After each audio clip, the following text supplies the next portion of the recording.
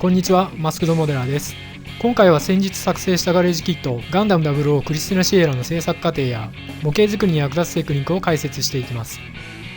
先に完成状態をお見せしながら自己紹介です。マスクドモデラーは年間約40体のガレージキットをお客様に代わって塗装組み立てを行う制作代行を生業としています。今回の作品もお客様に大変気に入っていただけた自信作ですので、解説をご覧になって皆様の模型作りにお役立ていただければ嬉しいです。今回の動画はガレージキットを完成させるまでの大まかな流れと、時間が許す限りで役立つテクニックをご紹介する全体をつかむための内容となっています。時間の都合上、詳細は後日各パートに特化した動画をご用意する予定ですが、ポイントとなる考え方を押さえていますので、十分お役に立てる内容になっています。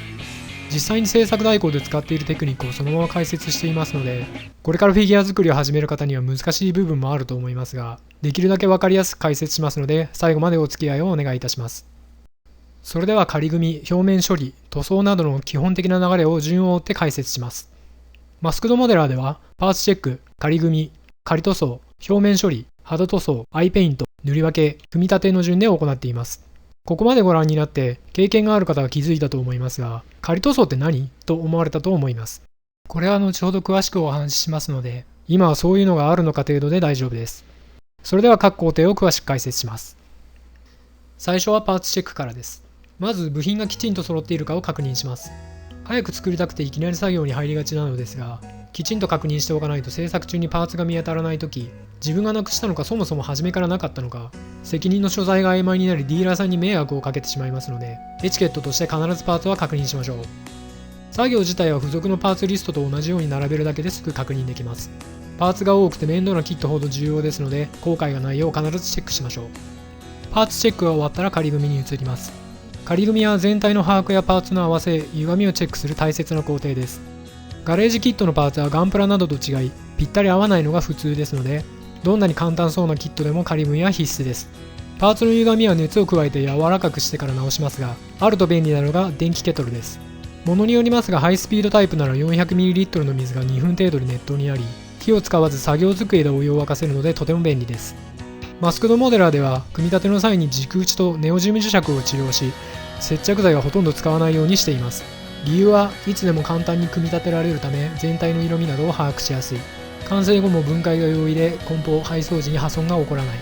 接着事故によるやり直しリスクがないの3つです。特に分解と梱包が容易という点について、こちらは当店の作例プリンツオイゲンですが、これだけ付属物や突起物が多い状態のまま梱包すると破損は免れないほど危険です。そこで磁石により付属物も全て分解可能にすることで細かく分割して梱包ができ、海外のお客様にも無傷でお届けすることができました。あとは個人的に接着がめちゃくちゃ苦手で、瞬着がついた手で透明を触ってしまい、塗装が剥がれてやり直しになったというトラウマがありますので、相当複雑なキットでも基本は磁石と軸差し込みだけで組み立てるようにしています。メリットが多いので、今後ヤフオク出品や制作代行をやってみたいという方には便利だと思います。軸打ちの簡単なやり方や磁石を間違えてしまった時一瞬で外す方法など、仮組みを深掘りするとそれだけで1本動画になるボリュームがありますので、詳しくは今後の動画でアップしたいと思います。仮組みが終わったら仮塗装をします。仮塗装とは表面処理前のパーツにざっくりと塗装して色調を先に決める工程で、聞きなじみのない言葉だと思いますがメリットが多く、マスクドモデラー独特のサービスとしてお客様にも好評です。利点は表面処理前なら何度でも両剤にドボンして徹底的に調色できる。お客様に先に色味を確認していただくことでお客様のお望み通りの色調に仕上がる。本塗装で色に関するやり直しがなくなり効率が上がる。溶剤にドボンしてからヤスリで磨くことで離型剤が落ちるため離型剤落としの工程が必要なくなるといった点が挙げられます。何度でも気兼ねなくドボンして調色できるというのは非常に便利で、磁石仮組みとの相乗効果で制作初期の段階で出来上がりがイメージできます。テストピースで色をチェックしても実際に組み立てるとあれってなることも多いので、早めに色が決まるのは精神的にも楽になりますし、気泡をパテやサフで埋めた後ドボンするとやり直しのダメージが大きいので、手間はかかりますが結果的に作業性とクオリティが上がります。お客様のお望み通りの色に仕上がるという点については、こちらは実際にお客様にお送りした画像ですが、紙の色をもうちょっとアニメに寄せてほしいというご指摘がありましたので、少し紙の鮮やかさを上げて再度お送りしたところ気に入っていただけました。確認せずに仕上げてしまっていたらやり直しになり納品が遅れてしまいますので、お客様にとっても当店にとってもメリットのあるやり方だと思っています。最後に理系剤落としが不要になるという点については科学的なエビデンスはないのですが、溶剤にドボンするとほぼ理系剤は溶けている気がします。体感的に一度ドボンしたパーツは塗料の食いつきがかなり良くなっていますし、この上で全体をヤスリがけすれば理系剤が残る余地はないと思っています。実際よほどのことがない限りマスキングを剥がしたり少々引っかいた程度で塗装が剥がれたことはありません。以上の利点から仮塗装はかなり合理的な工程だと思っていますが、デメリットは時間と手間が結構かかる、塗料が2倍以上必要になる、溶剤を大量に消費する、大量の溶剤が有毒、デメリットだらけやんと言われそうですが、手間と塗料についてはメリットが補ってあまりあるため特に問題ではないと思っています。問題は普通にやるとドボン用の溶剤にむちゃくちゃお金がかかりますので、溶剤のリサイクルが必須になります。溶剤のリサイクルについてはまた別の動画をご用意しますが、ざっくり言うとトノコで溶剤をろ過するというもので、仮塗装をするしないに関わらずむちゃくちゃ節約になりますので、近日中にしっかり解説したいと思います。最後に溶剤をリサイクルしても有毒に違いはありませんので、換気には特にお気をつけください。続いて表面処理です。仮塗装をドボンした後、ヤスリなどでパーティングラインを消したり表面を慣らしたりします。主に使用する道具は定番の紙ヤスリとスポンジヤスリに加えて棒ヤスリや彫刻刀を併用します。まずは定番の紙ヤスリ。ガレージキットでは主に240番でパーティングラインを削るのに使用しています。用途に合わせていろんな番手を用意していますが、フィギュアであれば主力はスポンジヤスリですので、パーティングラインを削る240番と細部を仕上げる400番、600番があれば十分だと思います。あらかじめ2センチ幅くらいに切ってストックしておくと使いやすいです。次は主力にしているスポンジヤスリです。スポンジヤスリも番手ごとに3センチ角に切って保管しています。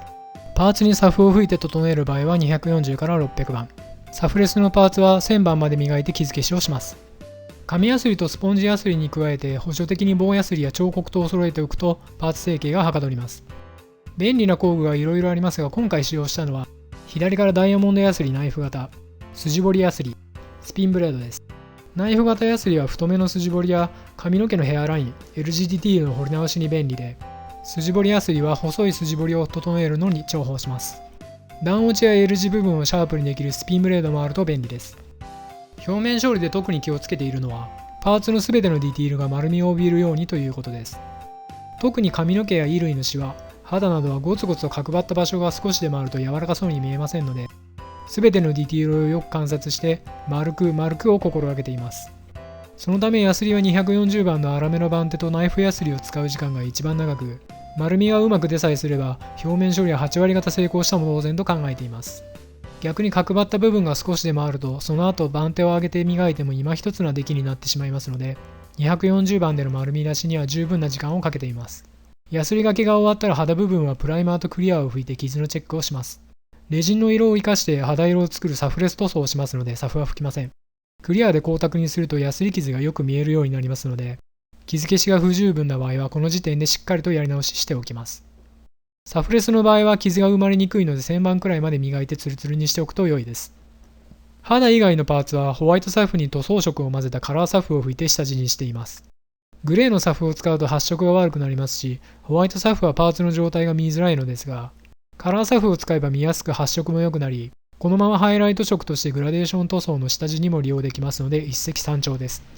とにかくパーツの丸みにはこだわりたいところですので、納得できる状態になるまでサフを吹いては磨きを3、4回繰り返して丁寧に表面を仕上げていきます。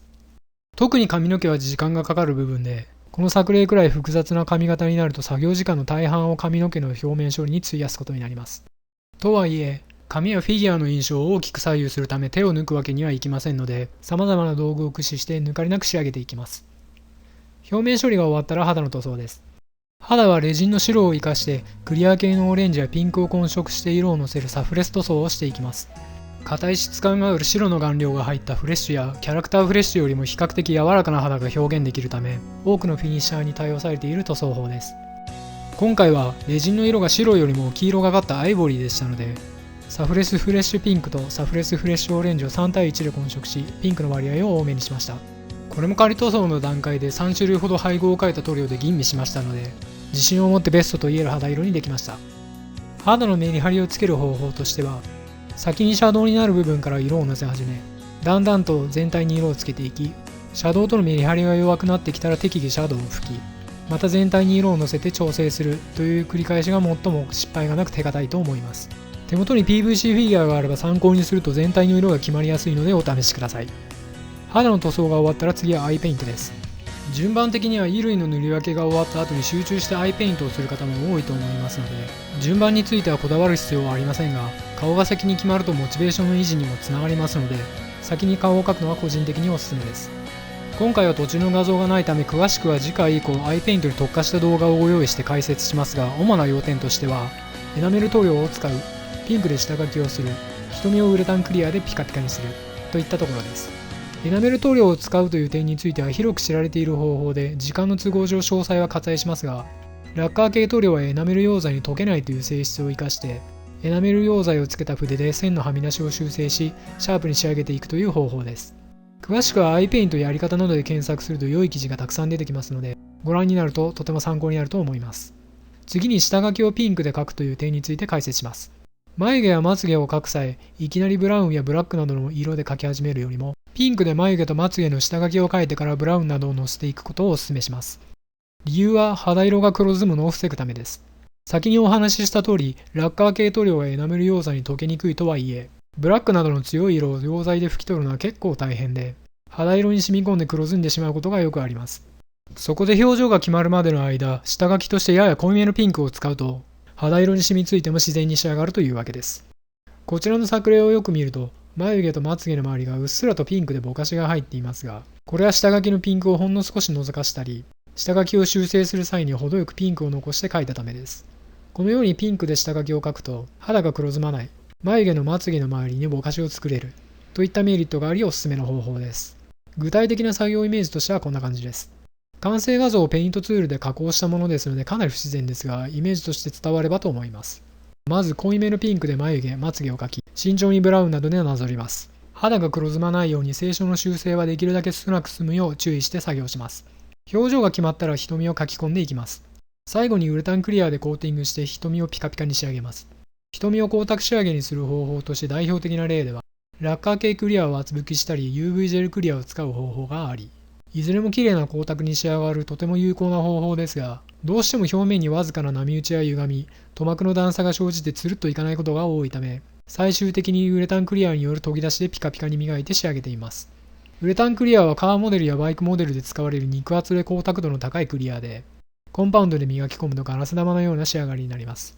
アイペイントは非常に工程が多いので今回はここまでにさせていただきますが、次回以降の動画で詳しく解説しますので、チャンネル登録をしてお待ちいただければ嬉しいです。次に塗り分けをしていきます。塗り分けではマスキングテープに加えてマスキングゾルを補助的に使用しています。また 0.5mm から 1mm 程度の極細マスキングテープがあるととても便利です。今回は極細テープを利用して失敗しにくいマスキング方法を紹介します。やり方はまず 0.5mm の極細マスキングを塗り分けの際に貼ります。次にテープに半分かかるくらいの間隔でマスキングゾールを塗っていきます。理由は極細マスキングは柔軟性に優れ曲線に追従するものの、幅がないためテープ同士の隙間から塗料が入り込みやすいという弱点をカバーするためです。ゾルが乾燥したら小さく切ったマスキングテープを丁寧に貼り重ねていきます。ゾルには粘着性がありますので、上から重ね張りするテープの食いつきが良くなり、テープが浮きにくく、テープ同士の隙間を埋めてくれますので、際を攻める際にゾルを使うのは非常に有効です。写真がありませんが、最後にマスキングした部分全体にゾルを塗るとマスク漏れをカバーしてくれますので、さらに安心です。綺麗に塗り分けができました。実際はこの方法でも完璧ではなく、ある程度の修正は必要になりますが、致命的なミスはほぼなくなりますので、塗り分けにお悩みの方はぜひチャレンジしてみてください。はみ出してしまった場合の修正も簡単にできるコツがあるのですが、少し長くなりますので、また塗り分けに特化した動画を用意して詳しく解説したいと思います。今回水着の色はポリエステルっぽい独特の光沢感を出すためにメタリックとパールを使用しています。ピンクやホワイト、水色など淡いパステル系の色はパール、レッド、ブルー、グリーンなどはっきりした鮮やかな色はメタリックと相性が良いと思います。ピンクはコーラルピンクを塗装後パールシルバーでコートし、レッドは EX シルバーで塗装した後クリアレッドでコートしています。最後に適度な艶消しを施せば塗装完了です。艶消しをきれいに施すコツもいろいろとあるのですが、今回はおすすめの塗料だけ紹介しておきます。現状使っているのはクレオスのスーパースムースクリアーとフラットベースの滑らかスムースです。いろいろ試した中では最も肌に適した柔らかい質感が表現でき、艶加減は重ね拭きしたり滑らかスムースを添加して適宜調整しています。パーツの艶消しができたらいよいよ組み立てです。最後に組み立てですが、今回は正直なところ全くお伝えすることがありません。仮組みの段階で全てのパーツに磁石と差し込み軸を打ち込んでスナップフィット化していますので、もの3分足らずで組み立ては完了します。塗装が終わったパーツを長時間手で触れたり接着剤を使うと汚れや再塗装の原因になりますので、仮組み時点でいかに組み立てやすく工作するかはとても重要です。以上、駆け足で全体の流れと時間が許す限りで詳細を解説させていただきましたがいかがでしたでしょうか。一つ一つの工程にたくさんのポイントがありますので、今回は特に知っておくと便利なテクニックを中心にご紹介しましたが、今後は工程ごとに細分化し、より実践的ですぐに使える情報に落とし込んでいきたいと思っています。動画をご覧になって、ここをもっと教えてほしい、この部分はどうやって塗装しているのなど、質問がありましたらコメントしていただければ、今後動画として解説させていただきますので、ご要望やご感想をお待ちしております。最後に、ガレージキット上手くなるために動画をご覧になっている皆様と、過去の自分に向けてのメッセージなのですが、ガレージキットには時とともに陳腐化してしまう技術やノウハウを超えた普遍的な上達の秘訣があると考えています。それは、ノウハウコレクターにならないこと、一つでも多くの作品を作ること、作品にありったけの愛情を注ぐこと、この3つです。実は今回の動画で最もお伝えしたかったのは具体的なテクニックよりも、模型を楽しみ、上達するために私が大切にしているこの3つのマインドです。まず、模型を楽しんだり上手くなるために教科書通りにやる必要はありません。ここまで解説しておいてちゃぶ台返しをするようですが、本や動画など参考になる情報は選択に困るほど溢れており、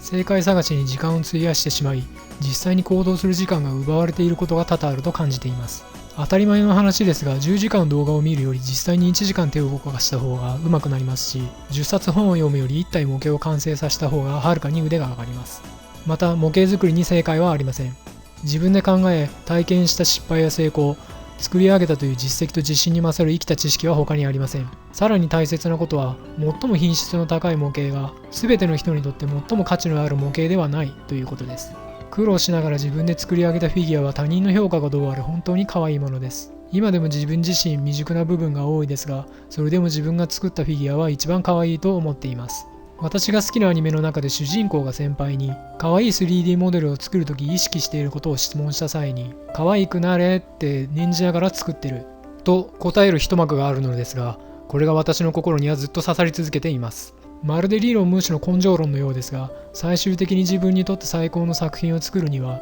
フィギュアにありったけの愛情を注ぎ愚直に手を動かすことが最も大事だと思っています。